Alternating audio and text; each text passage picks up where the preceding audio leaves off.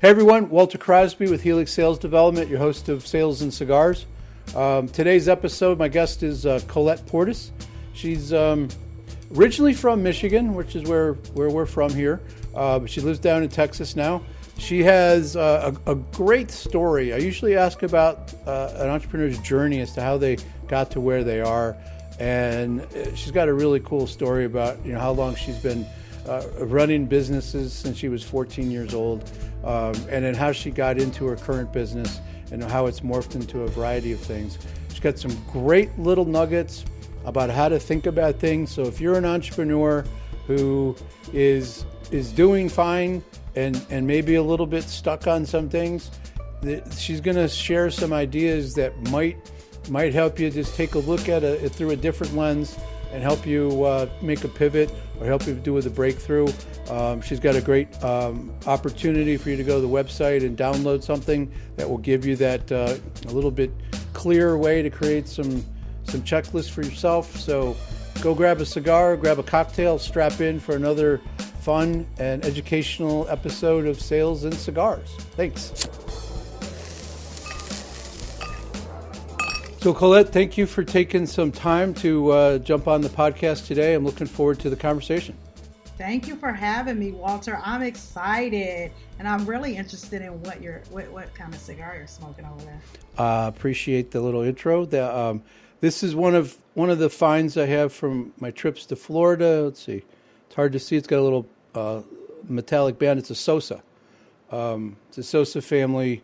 So they have a factory down in Miami, and they have a retail store in Miami, and then they have one at Disney, in Disney Springs, Disney Springs is what they call it now.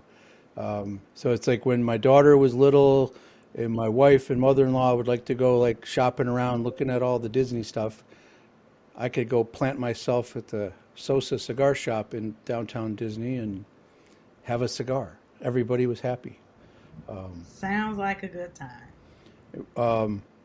So we'll get to cigars in a couple of minutes, but so why don't we talk a little bit start off with like sharing your journey, your story as to how you got to where you are, because you've got a pretty exciting business going, and you're doing some fun stuff. So how'd you get here? That's always a fun story. So I always have to start by saying I come from a family of crazy people. What do you mean by crazy people, Collette? Entrepreneurs, business owners, crazy people. Same thing, right? In the dictionary, it should say crazy people, and then it should say entrepreneurs, it should say business owners. I hear that. I come from a family of my dad, my mom, both sets of grandparents, aunts, uncles. So it's in my blood. It's just what I do, right? Love it. But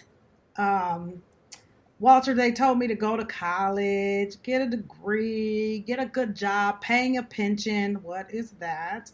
And then retire, Mm-hmm. And me being who I am, I was the kid that listened because I was not getting a whooping. That was not going to happen. So I was going to listen to whatever you told me. And so I started my first business at 14, I graduated high school at 17. What did you do at 14? Tell me what you did at 14. I did hair at 14. Both of my aunts owned salons. And so Before 14, I had to help sweep and wash hair and all of that. And while I was in that environment, I learned what to do. So all of my girlfriends came to me to do their hair. And let me tell you something. I made good money. I knew how to make $500 on Thursday, $500 on Friday, $500 on Saturday morning, because Saturday afternoon, it was time to go to the mall and buy shoes. And I knew how to do it. $500 a day for like that at 14? That's huge. Yeah. Listen, did you not hear the priority? It's a lot of shoes. Yes, exactly. How many closets of shoes do we have now? I'm going to plead the fifth. Okay. Mm-hmm, yeah. No, I'm a lot more controlled now than I was then. Because by the time I was 16, I was at the mall every single day. They were getting my money at the mall. But So I started the business at 14. I learned very quickly how to manage my time. I had a book, appointments, like everything. I was set up with a full shop. By the time I graduated high school at 17, I was 2 classes away from getting my associate's degree. I went to college, spent 20 years, Walter, in college. 20 years? Yes, okay. 20 years in college. So I got 6 degrees. Holy crap. And I wasn't a millionaire. And I said, somebody lied. Somebody lied. I don't know who that somebody is, but somebody didn't tell me the truth, because there was not $1 million at the end of that rainbow. Wow. And then I went back to my first love. I left my corporate job making really, really, really great money. I just couldn't do it anymore. I felt like my body was going to implode if I sat in that seat one more time. You feel constrained, right? Oh my God. Like I don't, if you know how you see the cartoon where they wrap all the chains around the person, but they leave their head unwrapped. My head wasn't even unwrapped. Like I was completely wrapped in chains, and I couldn't, I felt like I really wasn't going to survive if I stayed any longer. And so I was living in Florida at that time. I moved back to Texas, and I moved back to Texas as I had just finished my master's, and I moved back to Texas, and I was like, I'm amazing. So I'm going to get the best job in the world. A year later, still no work, run out of all of my savings. And then I'm crying and I'm going, God, I got to pay this cell phone bill today or they're going to turn it off. And I got a very, very, very simple answer. And God said, do what I told you to do 15 years ago. And then I was scared. Like I was literally shaking in my boots, but I had no other options. And so it was like, okay. Now, what I didn't tell you was when I moved back, I came back to take care of my parents because they were sick. So I was living in their house, making sure they were okay. Mm-hmm. I never left my bedroom that morning. I never told anybody I was starting the company. I started the business with negative $27 in my bank account, a cell phone bill that had to be paid that day or they were going to cut it off because they had already given me 2 payment arrangements, and a laptop that I was using to take my classes, right? Mm-hmm. Started my graphic design and branding firm. I got 7 clients that day, never called anybody. 7 just clients? People, 7. Just people calling me and saying, can you do this? Will you do that? Because I had been designing websites and stuff like that since I was 12. So people knew that I could design. And so that company, that's how I got to the place where I was full-time in business. I didn't have an option and I didn't have money. And so I had to use what I had in my hand in order to survive. And no plan B, I did right? that. I was out of plan B. Yeah. I was out of plan D. Plan A, B, C, and D. We tried all of those and they had all failed me.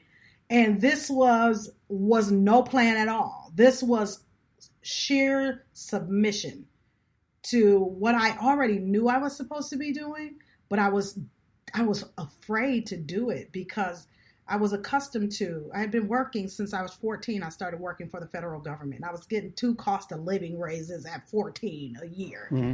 You know, I had my business, so I was making $1,500 a week plus working a job at the federal government and going to school. So I was so accustomed to the security of being able to care for myself and provide for myself whatever I wanted and needed, right? Mm-hmm. So the thought of walking away from that and having to depend on customers and having to figure out how to acquire them out of necessity as opposed to out of just wanting to do this because I like it, totally different things. So I was afraid.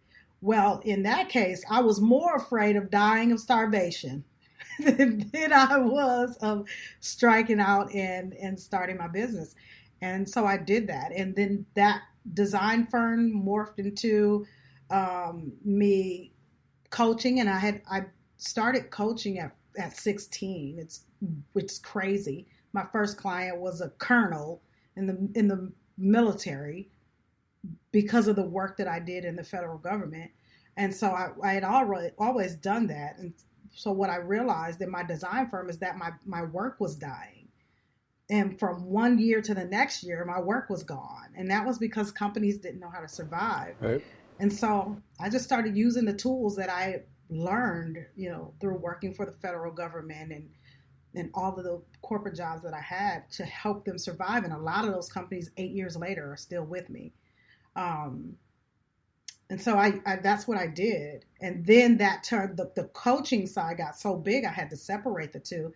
And then that morphed into a publishing company. And then I ended up having to separate that. So now I find myself 8 years later, fully engulfed in my business, having built the other two companies, and they do what they do. And then I sit at Red as the CEO and master business coach, and that's my journey and how I got here.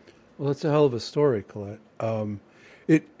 But there's a part of it that I think everybody's journey is unique. Everybody's path is different. But as entrepreneurs, it always seems like there's a moment where we have to decide to believe in ourselves and take that step.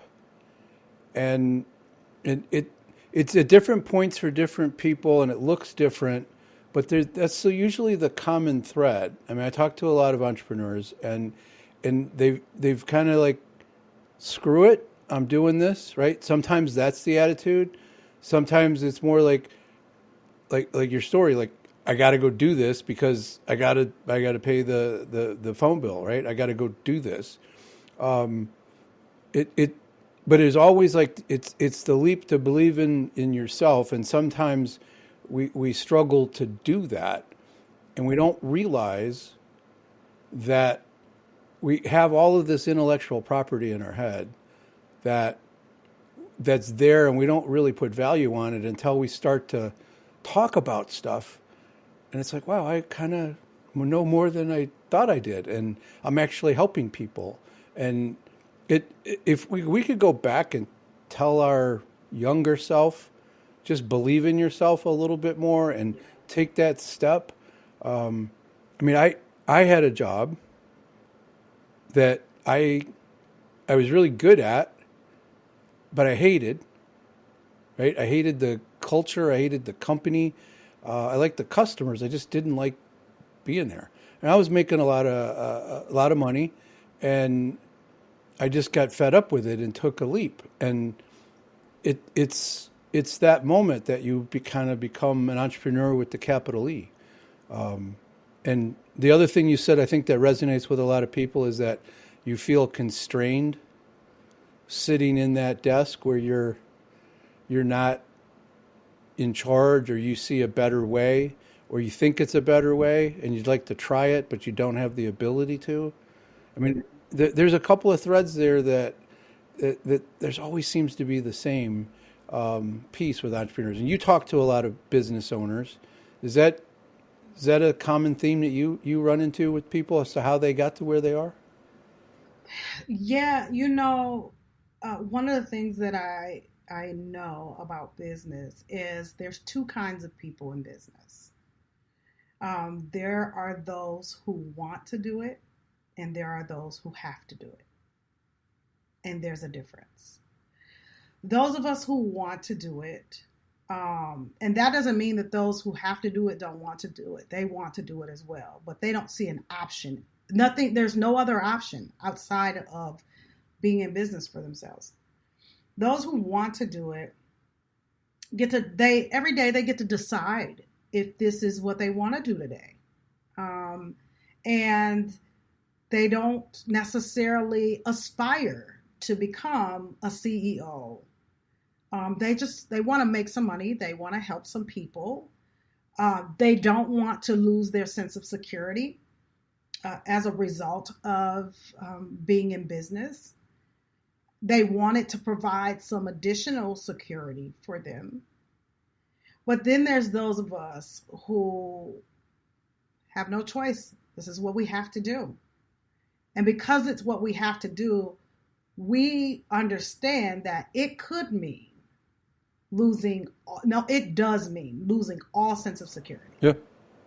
But if I keep going, the level of security and the level of sense of security that I will have in the future is going to far outweigh anything I could have had working towards someone else's dream. And that's where I am. And when you're that I have to do it type of person, between year 2 and 3 is when you finally sit down one day and you look back. Somebody says something to you, or you look at something, or something comes across the timeline or something, and you go, oh my God, I did that. And you go, oh, what? I did that? Mm. And you go, what the hell? I did that? And then you're like, you know what? I got this. And there's nothing else that I can do in the world. There's nothing else I will do in the world. This is who I am, and this is what I do. And you're relentless. I couldn't agree more. You believe that you can do it, you go do it, and then it's like, holy crap. Like, I'm really doing it, and it's really valuable, and it's really helpful. It kind of just manifests itself at some point, right? Whether it's 6 months in, 3 months in, or 3 years in, it happens. I was talking to, she's the head of the EO Detroit, the group, and she described, she goes, I am unemployable at this point in my life, right? She's always been an entrepreneur. She's always done crazy stuff. When you talked about the entrepreneur that's a little crazy, that just is out there, that's Jenny. She's always been taking risks, and somebody asked her to do something, and she's like, sure, I can do that, and then she goes and figures out how to do it. And I was like, that's a great definition of an entrepreneur, is that we're just really unemployable in the true sense of the word. Like, we're always going to be somebody that's challenging the status quo. We're gonna be looking at, is that the best way to do that? Sometimes we get in our own way, though, because we keep trying to dial that in, and I think that's a good segue for what you can do to help entrepreneurs, from a planning point of view and a strategy point of view. So why don't you talk a little bit about how you approach that when you have that entrepreneur who's like, I'm kind of at a point where I need to scale, but it's me, and I need to get out of a couple of seats and focus on this part. Talk a little bit about your approach and how you help in using all of that craziness from your past to help them get over that hump. Walter, one of the things I say about myself is I am psychologically unemployable. You do not want me as your employee. I'm just telling you right now. Because I got ideas. I hear you. You're trying to steer this ship one way, and I'm like, but do you know there's a shorter way? I'll just take the steering wheel and get us there. And you're like, yeah, but that's not how this works. Right.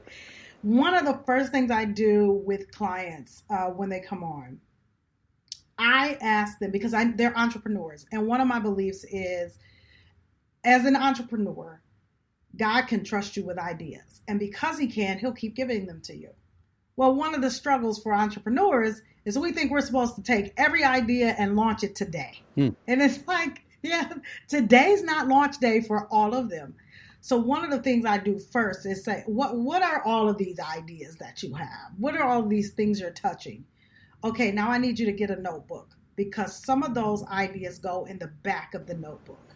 Because they're not for today's launch. They're for another day's launch. But we're going to figure out what the 2 to 3 things are right now that are launched now things. And as these 2 to 3 things grow, they will tell you what to go get from the back of the book and when to launch that thing. All of these things are connected. Remember, I said I started with my design firm, which required then that I coached my clients so that their businesses would stay alive, which then grew into my clients needing to tell and share their stories. So that turned into a publishing company. One idea connected to the other idea and said, okay, it's time, which connected to the other idea, which said, okay, it's time.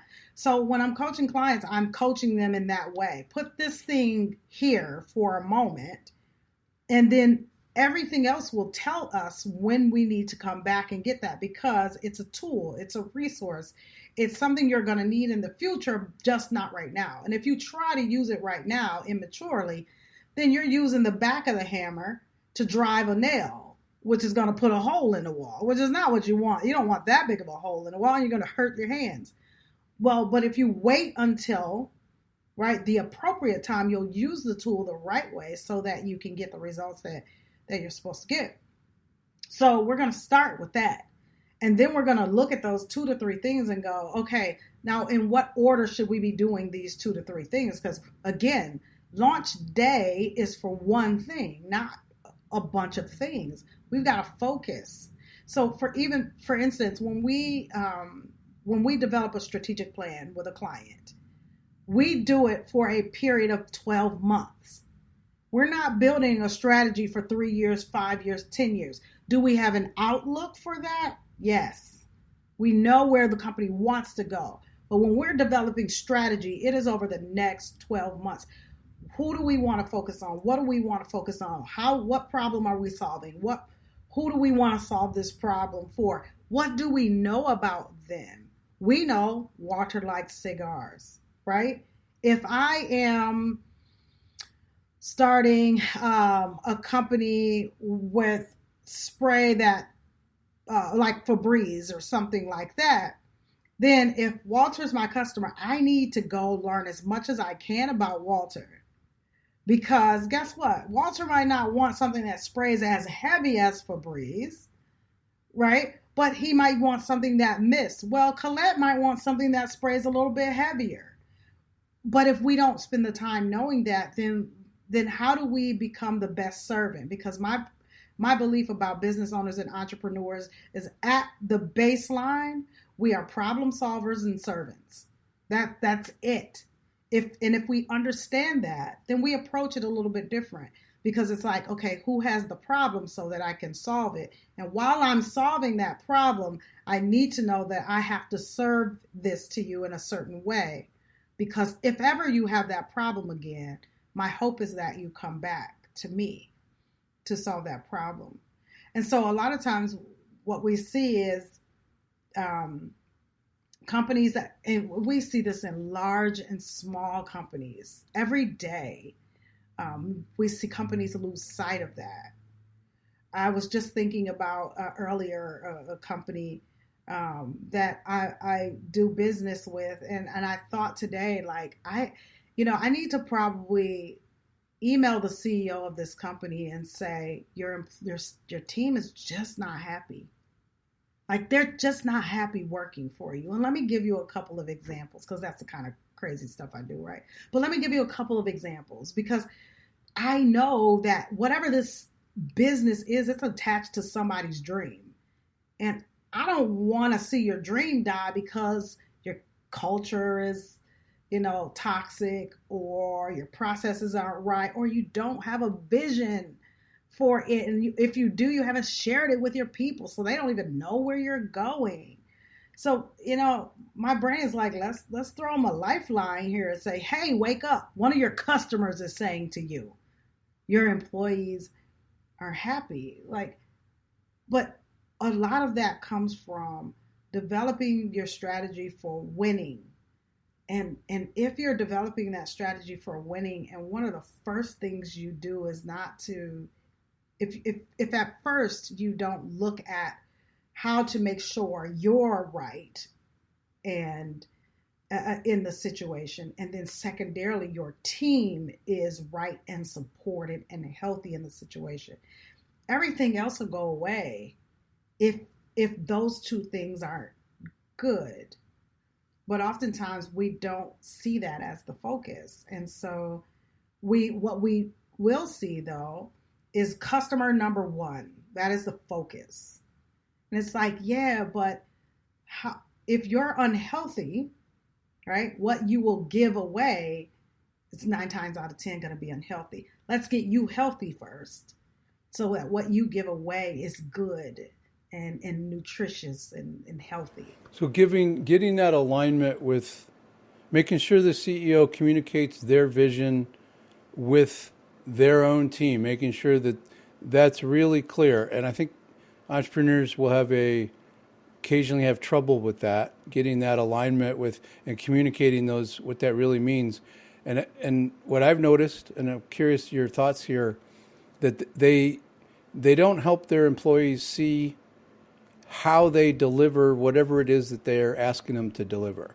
Like, you have authority as an employee at your level of function to do these things because that helps us achieve our mission. And just because they have some posters on the wall and they talk about core values doesn't necessarily mean that helps the employee understand, well, what do I do as a shipping clerk, right? That, I mean, can have a huge impact on a company, right? That person can really make or break the end of that sales cycle if they don't understand that they get to pull a product because they don't think it looks right or because there's a problem with it, and get in front of that. And I've seen it happen when that person understands that they're part of the machine and they have this authority. And entrepreneurs sometimes miss that, making those connections for those people, and they're usually hesitant to do that because they're not entrepreneurs. They're not willing to share their ideas as easily as we are, and they don't raise their hand when they don't understand something. So I mean, that speaks to the culture issue, right? Because that's a big part of that. And in delivering that, they're serving their customers, but they got to serve their employees, and so important. I love it. Your employees are just another customer segment for you. Mm-hmm. And if we understand that, then we manage that relationship a little bit differently. One of the things that we do is before we start making suggestions to a company, we are going to evaluate that company. Where are you? What are you doing right now? What are you great at? Don't stop doing that. What are you all right at, but we can improve? What are you not doing at all that you should be doing? Right? What are your wins? What are your improvement areas? And what are your blind spots? Let's figure that out. Let's figure out at what capacity your company is working. And in what areas what's their capacity in those areas? If the bucket of capacity is 100%, where are you? Are you at 23%, but everybody's super busy in your company? Because if that's the case, then that means we're probably super busy doing a lot of stuff. This is probably one of those companies that has 5 or 6 meetings a week. Yeah. You know, everybody's busy meeting, but the company's only functioning at 23% of its capacity. What lens does your team see your company as? Everybody has an opinion about your company. Everybody inside of the company, anybody who engages with it outside of the company. Wouldn't it be important to know what their opinion is? Because their opinion, especially when they're inside of your company, drives their decision making. It's going to determine whether or not they come to work. It's going to determine whether or not while they're at work, are they going to give it their best? Are you going to do your best work? When I do orientations, when we hire new folks into the company, one of the things that I tell them is your name is on this work that you do. So the question is, how valuable to you is your name? Love that. That's great. If somebody engaged your work, what would they learn about you? Would they learn that you're satisfied with status quo, just getting it done? Or would they learn that you are really focused on making sure you do things right and you do them well? Because everything you do every day is a breadcrumb. And those breadcrumbs help people understand who you are, what you do, and how you function. And your work here is one of those breadcrumbs. What do you want me to know about you? If I never engaged you, if I never had an opportunity to have a conversation with you, and all I got to do was look at your body of work, what would it tell me about you? And what would you want it to tell me about you? If we look at it that way, It's a way different way of looking at it. But you could look at that. I mean, it's a great question to ask somebody or a great way to a great lens to look at it. Because I mean, you could do that with the CEO and everybody along the path within the organization. As how do they see what they're doing, and are they willing to put forth the appropriate effort? We all have good days and bad days. That's not the point. It's Absolutely. What is the work? What does that work represent? I mean, that's a great way to look at it.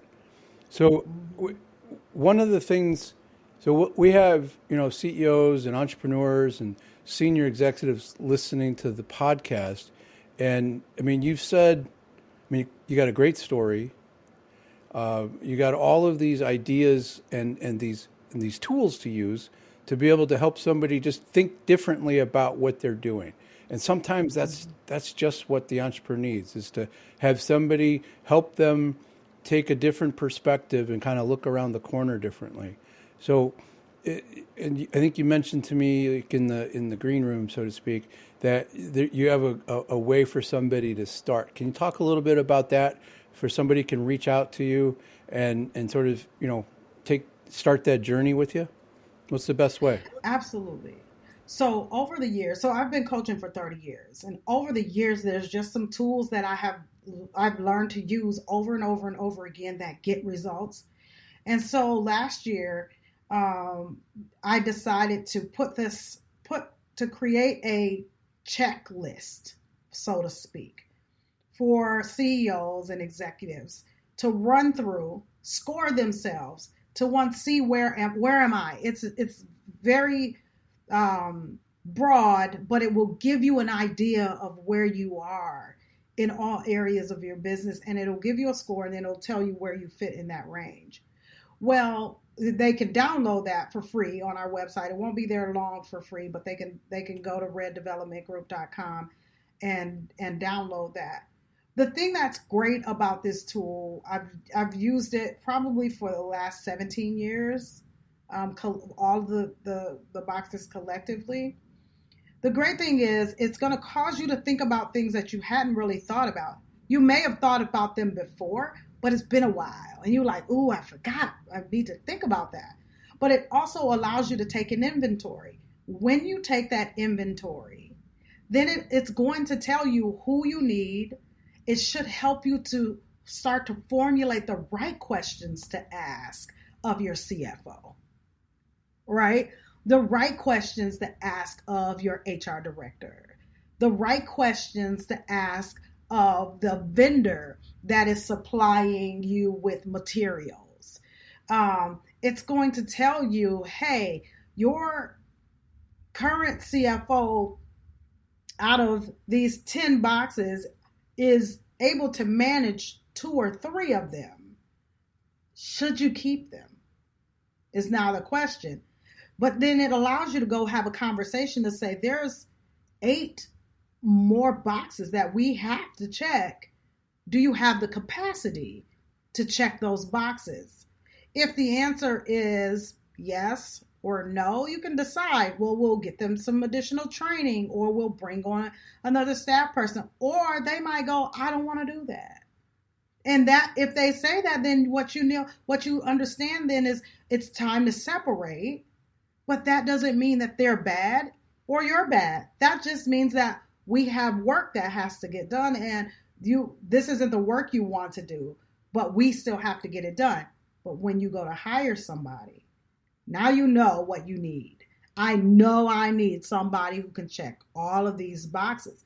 You might not need it. You might need somebody to check 8 of the boxes because the other 2 boxes are being handled by someone else, right? But you're given. But at least you know. They're getting the information, and I've always believed that entrepreneurs, when they have the right data, and they're viewing things from the proper perspective, they know how to make good decisions, and they can make the hard decisions for the right reasons. That person might be in the wrong seat. They might need to upskill some competencies. They might need some more resources. You get to decide if you can deliver that, if you have the time or whatever. But when they have the right information, they make the good decisions. It's when they're making decisions in a vacuum, or when it's really bad is they're making decisions in a vacuum and they don't realize it. And you're able to shine a light on in those various areas. And all they got to do is go to reddevelopmentgroup.com, and then that pop-up will come in, and they can just download that and start to work through it. And what's the best way to reach out to you after they've done that and they're like, holy crap, I got some trouble here, Collette? Is the email, LinkedIn, the website, how do they get a hold of you the best way? They can definitely email me at Collette@reddevelopmentgroup.com. They also, they can subscribe to our newsletter. I do a column called Dear Coach Red, like the old Dear Abby column, which I love. And so we get people who send me problems, and I'll answer them in the Dear Red column. I'll tell them what the problem is, and then on our blog, I'll go and give the answer to that. Of course, you never reveal anybody's name. Their name is always whatever the problem is. That's so awesome. That's another way to engage with us. LinkedIn, of course, we're there. But the easiest way is going to reddevelopmentgroup.com or shooting me an email or giving us a call. You can still, we're still old fashioned in that way. We still answer the phone. You paid the phone bill, so you got your phone, right? Yeah, we pay the phone bill for sure. Yeah.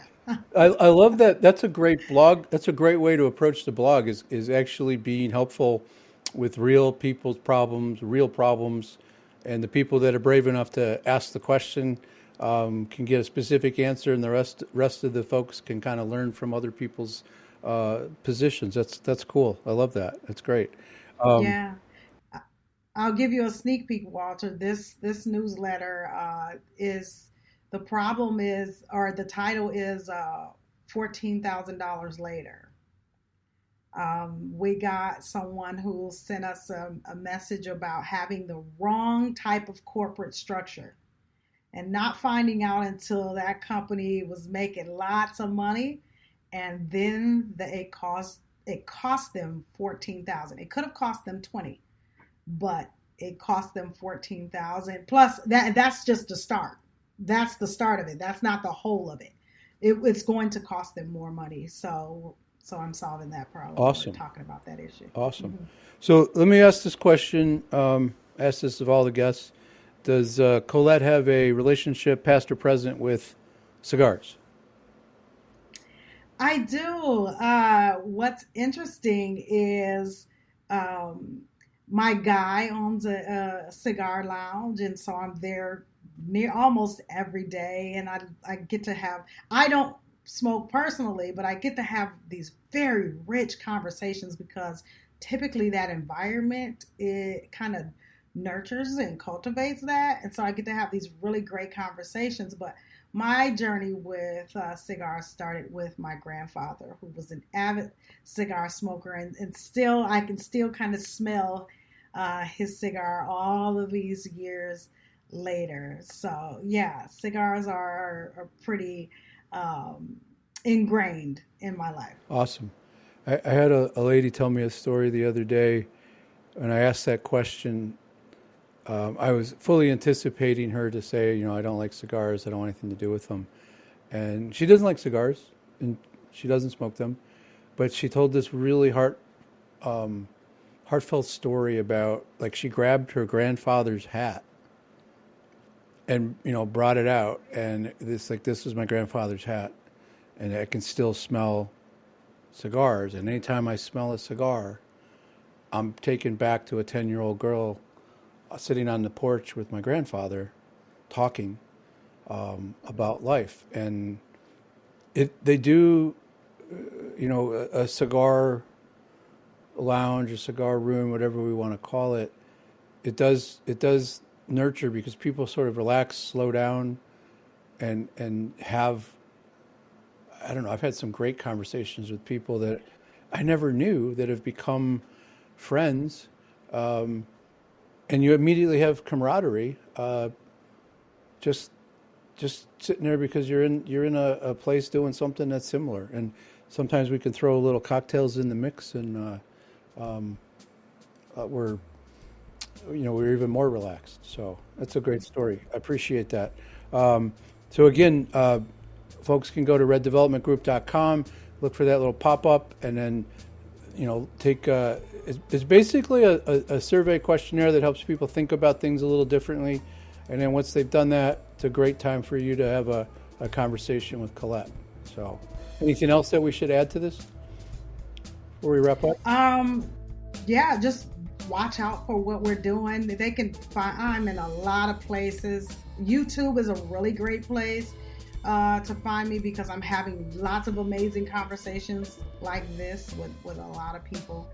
And so, yeah, just look out. We always have something out there that's going on. Awesome. All right. I appreciate it. Best of luck. Thanks for taking the time. This was a fun conversation. Thank you. Thank you for having me.